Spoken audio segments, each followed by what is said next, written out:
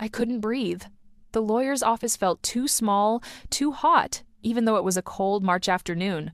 I stood there in my black funeral dress, the same one I'd worn 3 days ago when we buried grandmother Vivian.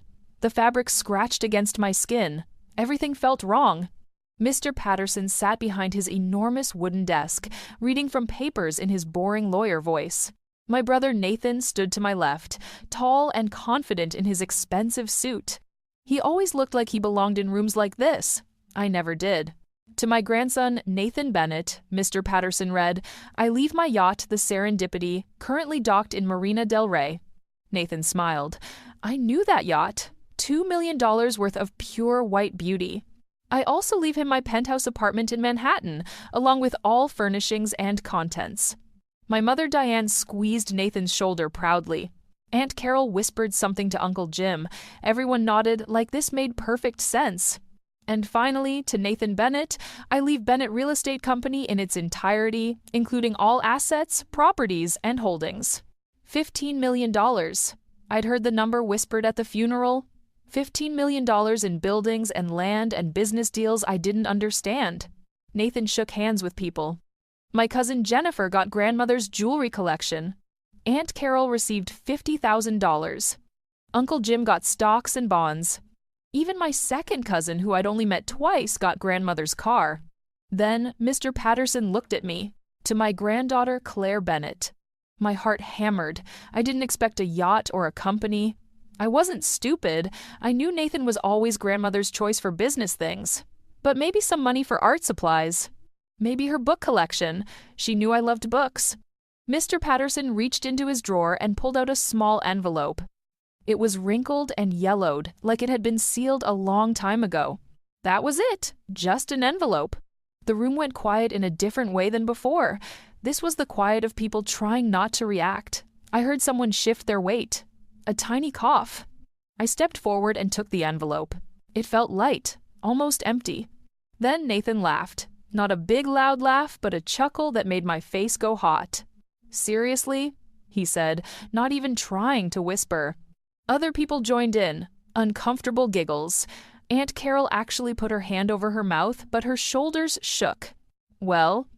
My mother said in that voice she uses when she feels sorry for me, "I'm sure it's something sentimental." "Claire, honey, you know Mother Vivian always had a soft spot for you. You were too gentle for business anyway." My hands shook as I opened the envelope. Everyone watched. I could feel their eyes on me like hot lights. Inside was a plane ticket. I pulled it out and stared at it. Rome. A flight to Rome, Italy. 5 days from now.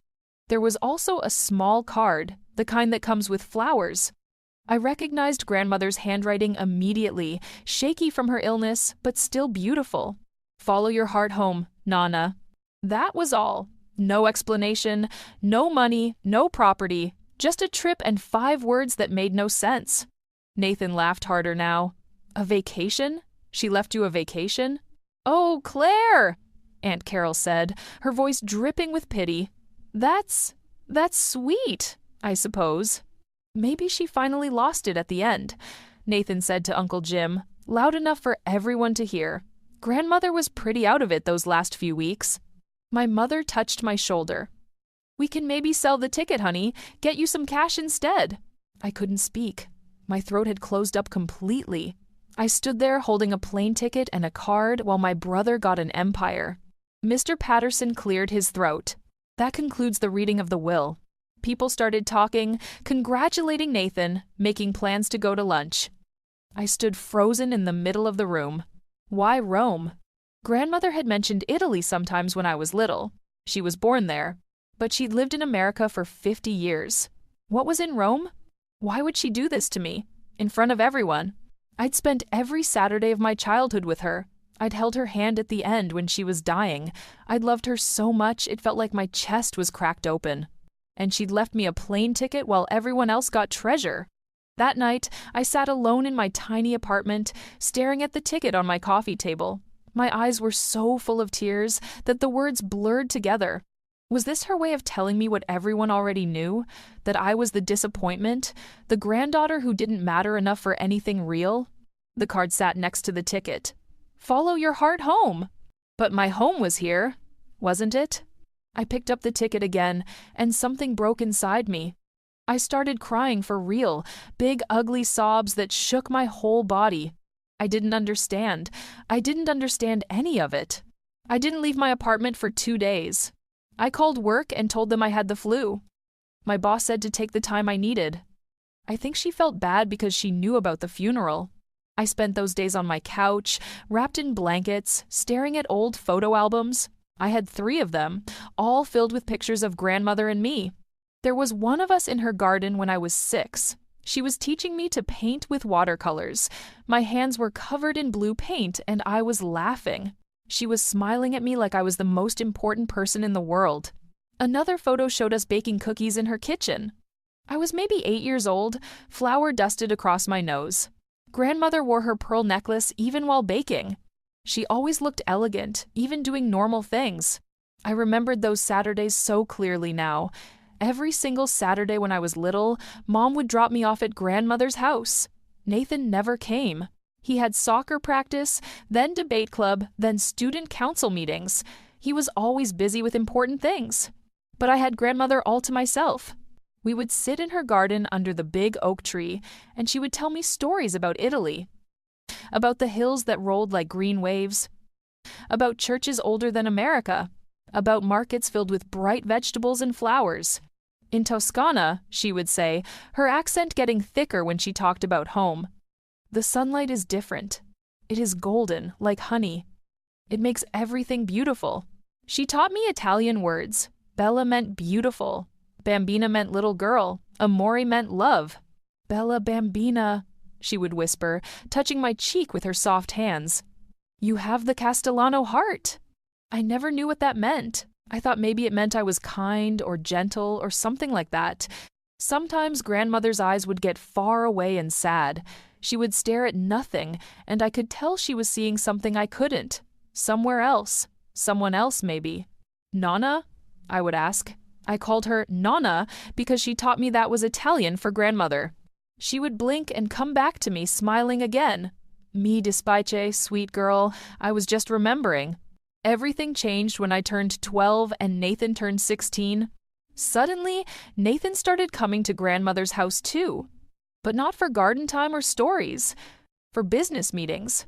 He would sit in her office and she would teach him about real estate, about buying and selling, about investments and profit margins.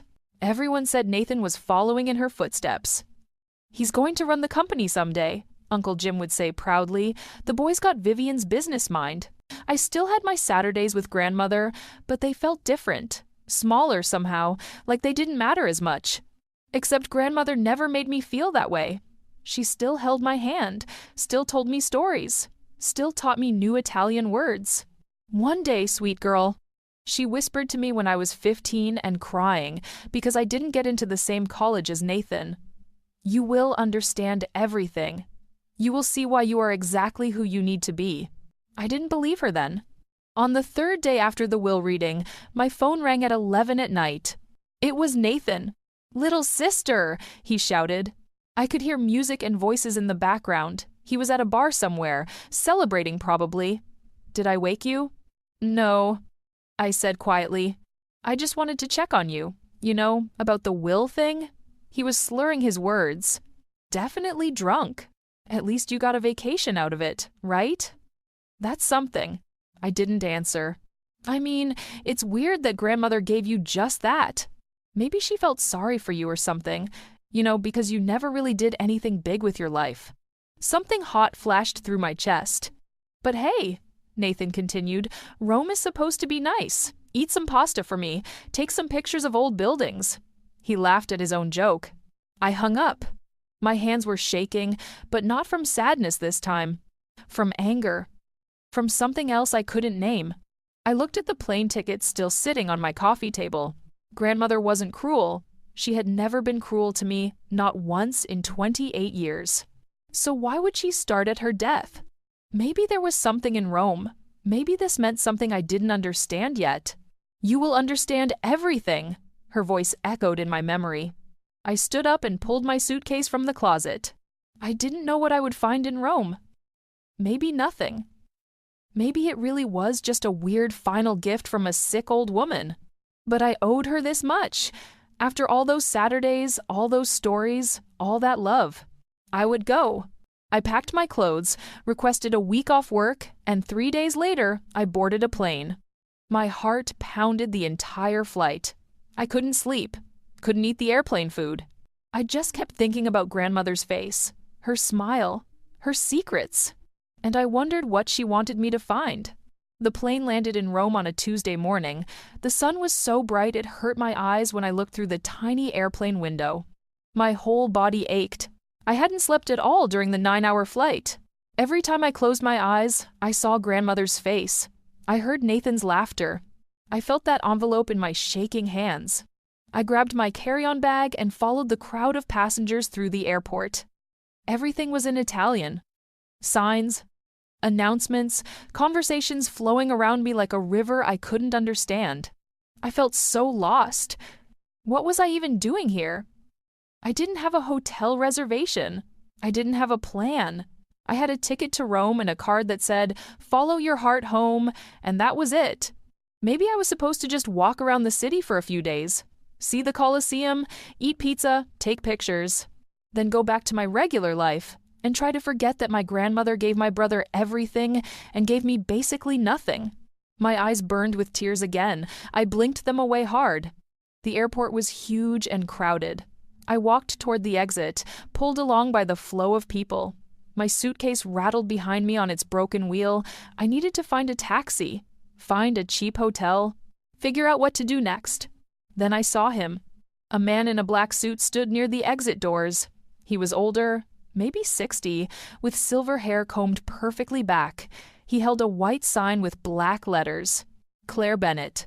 My name on a sign in Rome. I stopped walking so suddenly that someone bumped into me from behind. They said something angry in Italian and moved around me. I stared at the sign. At the man. He was looking at the crowd carefully, searching faces. Then his eyes found mine. Something changed in his expression. Recognition, maybe. Or surprise. "Miss Bennett?" he called out. My feet moved on their own. I walked toward him slowly, my heart beating so hard I could feel it in my throat. "Yes," I whispered. "I'm Claire Bennett." The man smiled. It was a kind smile, warm and real. "I am Antonio Rossini. I worked for Signora Vivian." Signora. That was Italian for Mrs. He reached for my suitcase. "Please, let me take this. Come with me." "Wait." I pulled the suitcase back. My head was spinning. "I don't understand. What is this? How did you know I would be here?" "The Signora arranged everything before she passed," Antonio said gently. "She told me exactly when you would arrive. She told me to bring you home." Home? Rome wasn't my home. I'd never even been to Italy before. But I don't. My voice cracked. I don't understand why I'm here. Antonio's expression was patient. He'd probably dealt with confused people before. "Please, Miss Bennett, I have a car waiting. It is better if we talk on the way." I should have been scared. I should have called someone or asked more questions. A strange man picking me up in a foreign country where I didn't speak the language. But something about Antonio felt safe. And besides, grandmother had sent me here. Somehow, she had planned this. I followed him outside into the bright Italian sunshine. The air smelled different than New York, sweeter somehow. Warmer. A sleek black car was parked at the curb. Antonio opened the trunk and put my suitcase inside like it weighed nothing. Then he opened the back door for me. I stood there, one hand on the car door, frozen. "Please," I said, and my voice came out desperate. "Please just tell me what this is about. Why did my grandmother send me here? What am I supposed to do?" Antonio looked at me for a long moment. His dark eyes were intelligent and kind. He seemed to be deciding something. Then he spoke slowly and clearly, 6 words in his accented English. "You inherited her real family empire." The airport noise faded away. The honking cars, the rolling suitcases, the shouting voices, everything went quiet and far away. I stared at him. "What?" The word came out as barely a whisper. "Empire." He said, "Empire." "I know you have many questions," Antonio said gently. He gestured to the open car door. Please, Miss Bennet, get in. We have a long drive ahead of us. Everything will be explained, but we must go now. There is much you need to see." My legs felt weak. I gripped the car door to steady myself. An empire. Grandmother had an empire here, in Italy, and she left it to me. I looked at Antonio's face, searching for a joke or a mistake, but he looked back at me with complete seriousness. My hands were shaking as I climbed into the car. The leather seats were soft and cool. Antonio closed the door and walked around to the driver's seat. As he started the engine, I stared out the window at Rome passing by, and I couldn't feel my fingers. Nothing made sense. Everything was about to change. The car left the city behind. I sat in the back seat, gripping my knees, trying to breathe normally. Antonio drove in silence. Classical music played softly from the speakers. I wanted to ask 1,000 questions. I wanted to scream, but my voice wouldn't work. An empire. The words kept repeating in my head like a song I couldn't stop hearing. What empire? Grandmother built Bennett Real Estate in New York. That's what Nathan inherited. That was the only business she had. Wasn't it? The buildings got smaller and farther apart. Soon we were out of Rome completely, driving through countryside. I pressed my face to the window. Rolling hills stretched out on both sides of the road, green and gold and perfect. Vineyards lined the hills in neat rows that looked like someone had combed them. Olive trees twisted up from red soil. Old stone walls ran along the road, crumbling in some places, covered in ivy in others.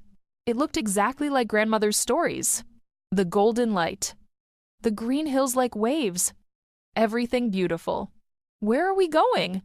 I finally managed to ask. Antonio glanced at me in the rearview mirror. To the Castellano estate, Miss Bennet. Your home. My home is in New York, I said automatically. Antonio didn't argue. He just smiled slightly and kept driving. We drove for over an hour. My phone had no service. I watched the Italian countryside roll past and felt like I was dreaming. Then Antonio turned down a narrow road. Cypress trees lined both sides, tall and dark green, making a tunnel of shade. The road went on and on. Finally, we came around a bend. I stopped breathing. In front of me stood the most beautiful house I had ever seen. No, not a house, a villa. 3 stories of honey-colored stone that seemed to glow in the afternoon sunday. The roof was made of terracotta tiles, faded to a soft orange. Windows with dark green shutters looked out over gardens that went on forever. Flowers spilled from pots. Vines climbed the walls. A fountain stood in the circular driveway, water splashing from a stone angel's hands. I couldn't finish the sentence. Antonio stopped the car in front of the villa. This was my grandmother's? I whispered. This is yours, Antonio said, turning to look at me. The signora left it to you, Miss Bennet. The villa, the vineyards you saw on the drive, the olive groves, and the Castellano fashion house in Milan. The car felt too small, too hot. Black spots danced in my vision. Fashion house? My voice came out high and strange. What fashion house? My grandmother ran a real estate company. She sold buildings. She never mentioned any of this. She never. I couldn't finish. My thoughts were spinning too fast. Antonio got out and opened my door. Come, Miss Bennet. Someone is waiting to meet you. My legs shook as I stepped out of the car. The air smelled like flowers and herbs and sunshine. Somewhere nearby, I heard birds singing. The villa's front door opened. A woman stepped out onto the stone steps. She was older, maybe mid-70s, with white hair twisted into a bun.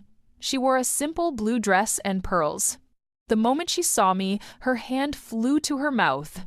Madonna, she breathed.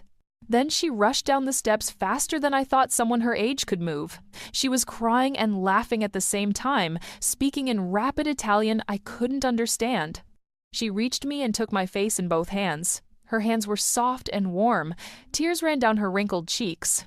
I'm sorry, I said weakly. I don't understand. I don't speak Italian. This is Francesca Castellano, Antonio said beside me. Your grandmother's sister. Your great aunt. The world tilted. Grandmother's sister. I had an aunt in Italy, living in this villa.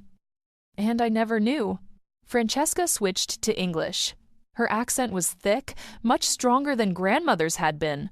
"Let me look at you," she said, still holding my face. "Oh, sweet child, you look just like her, just like our mother. The same eyes, the same face." More tears spilled down her cheeks. "I don't understand," I said, and I was crying too now. Why didn't anyone tell me? Why didn't grandmother say anything? Francesca pulled me into a hug. She smelled like lavender and something sweet I couldn't name. She held me tight, like she'd been waiting years to do this. "Vivian sent you home," she whispered into my hair.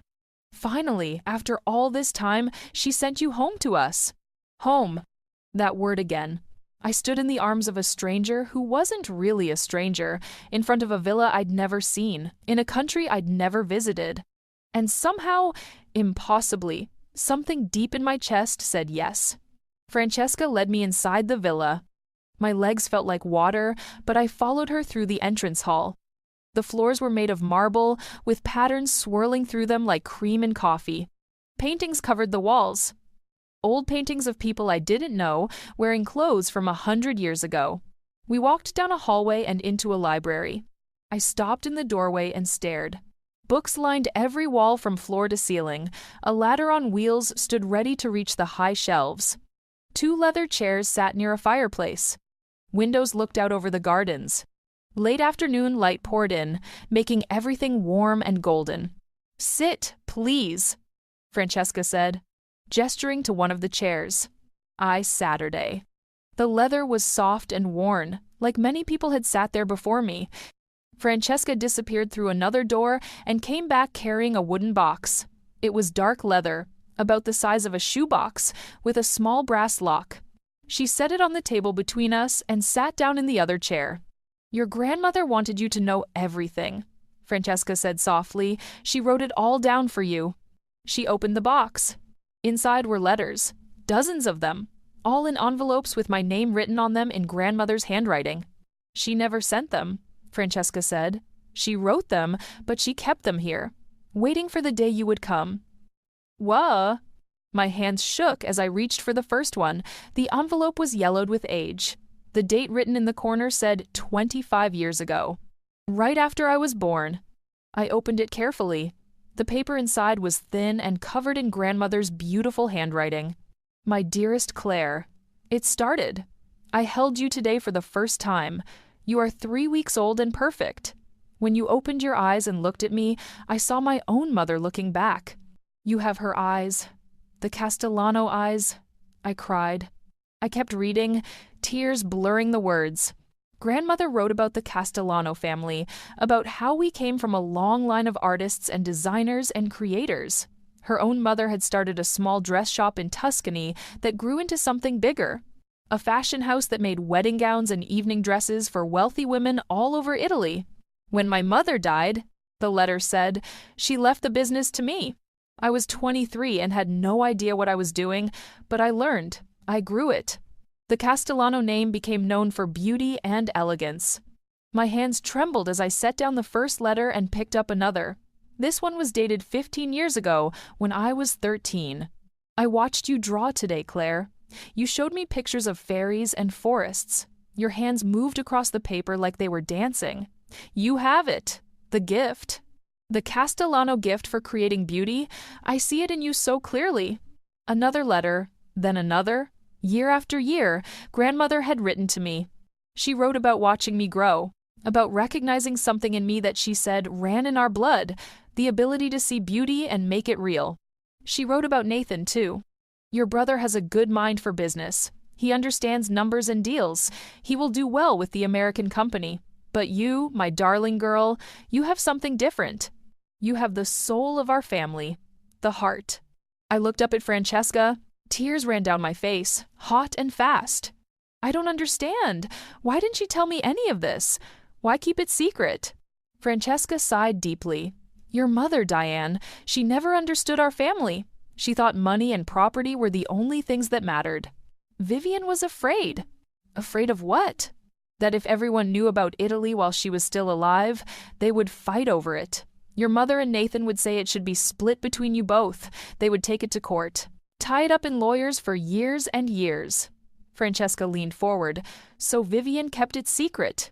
Even from you. She made all the legal papers here in Italy where American courts could not touch them. And she waited. For what? For her death to make it final, to make sure no one could take this from you. I picked up another letter.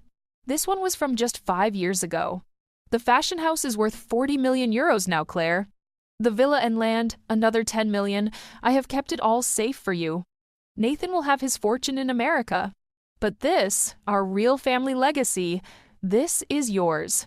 Because you are the one who will love it, who will protect it, who will keep the Castellano name alive. I couldn't breathe right. 40 million euros, the villa, the fashion house, all of it mine. I know this is much to take in, Francesca said gently. I laughed, but it came out choked. That's an understatement.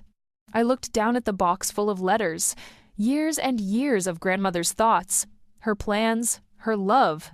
All this time, I thought I was the one who didn't matter. But she had been protecting this for me, building it for me, waiting until the perfect moment to give it to me. There is more to see, Francesca said. Tomorrow, we go to Milan, to the fashion house. You need to meet the people who work there. They have been waiting to meet you. I nodded, unable to speak. I spent the rest of the evening reading letters, crying, and feeling like my whole life had been turned upside down. Everything I thought I knew was wrong. I spent 3 days in Italy learning about my inheritance. Francesca took me to Milan to see the Castellano fashion house. It wasn't a huge factory. It was a beautiful boutique in an old building with tall windows. Inside, women worked on wedding gowns and evening dresses. Each one was made by hand. Each one took weeks to finish. The workers stared at me when I walked in. An older woman named Lucia started crying. She said I looked exactly like my great-grandmother in the portrait that hung in the office. I met with lawyers who showed me papers. Everything was in Italian and English both. They explained that grandmother had set this up decades ago. The Italian properties and business were completely separate from the American ones, legally separate. Nathan had no claim to any of it. I toured the vineyards, tasted wine that came from grapes grown on my own land. The thought made me dizzy. At night, I sat in the villa library reading more of grandmother's letters. Each one made me understand more, made me feel less like a disappointment and more like someone who had been chosen for something special. For the first time in my life, I felt like I fit somewhere. Then, on the 4th day, Nathan arrived. I was in the garden sketching flowers when I heard shouting from inside the villa, a man's voice, angry and loud. My stomach dropped. I knew that voice.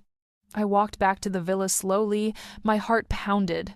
Through the open windows, I could hear Nathan yelling at someone, probably Antonio or Francesca. I found them in the entrance hall. Nathan stood in the middle of the marble floor, his face red and twisted with anger. He still wore his business suit, but it was wrinkled from travel. His hair stuck up on one side. Francesca stood near the stairs, her arms crossed, her face cold. Nathan saw me and pointed. "You knew about this," he shouted. "You manipulated her. You poisoned grandmother against me." "I didn't know anything," I said. My voice came out quieter than I wanted, but steady. "She kept it secret from everyone, including me." "Liar!" Nathan took a step toward me. "You spent every weekend with her. All those years, you must have known. You must have convinced her to cut me out." Something hot flashed through my chest, anger I'd been holding down for years. "Cut you out?" I said louder now. "Nathan, she gave you $15 million. A yacht, a penthouse, an entire company. How is that being cut out? This should be split." He gestured wildly at the villa, at everything around us. "This should be half mine. It's not fair that you get all of this just because you sucked up to her your whole life." "That is enough," Francesca said sharply. Her English was perfect when she was angry. "Your grandmother was not a fool. She knew exactly what she was doing." Nathan turned his fury on her. "You did this. You poisoned her against me. You and this whole Italian side of the family she kept secret. This is manipulation. This is elder abuse. I'm going to sue. I'm going to fight this in court."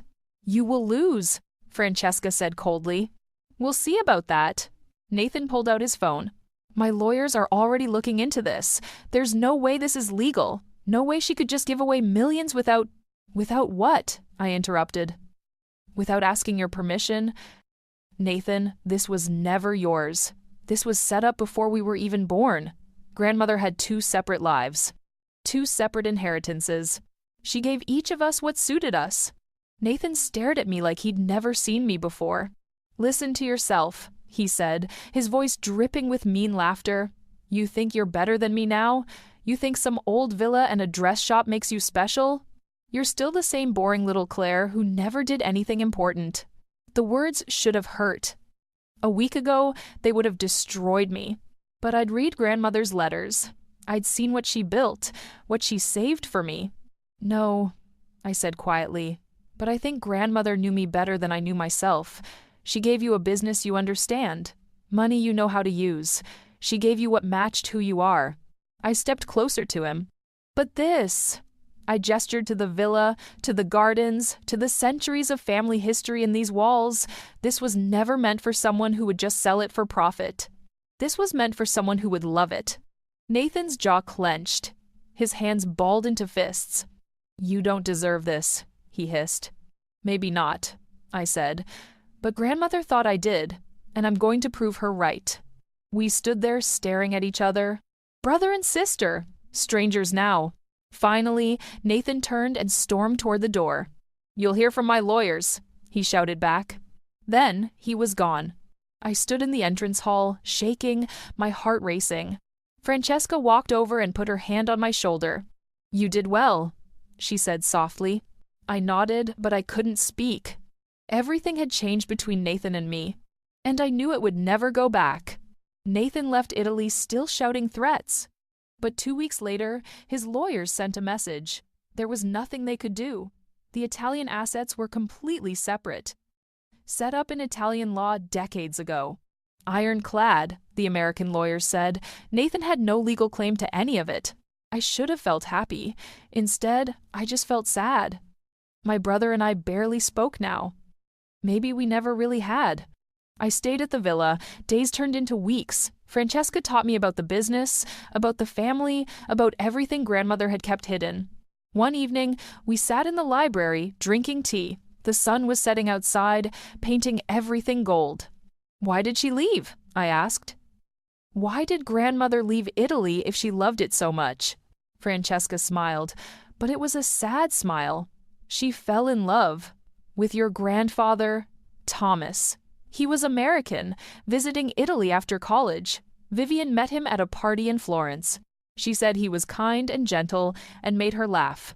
I remembered grandfather. He died when I was 8, but I remembered his quiet smile, the way he would read to me. Thomas asked her to marry him, Francesca continued, but he had to go back to America. His family was there. His life was there. So Vivian chose love. She married him and moved to New York. But she kept all of this, I said, gesturing around us. Yes, she ran it from far away. She visited twice a year, always alone. She told Thomas it was for business, which was true. But really, she was keeping her heart alive, the Italian part of herself. She could not live here, so she made sure it would survive. For the right person.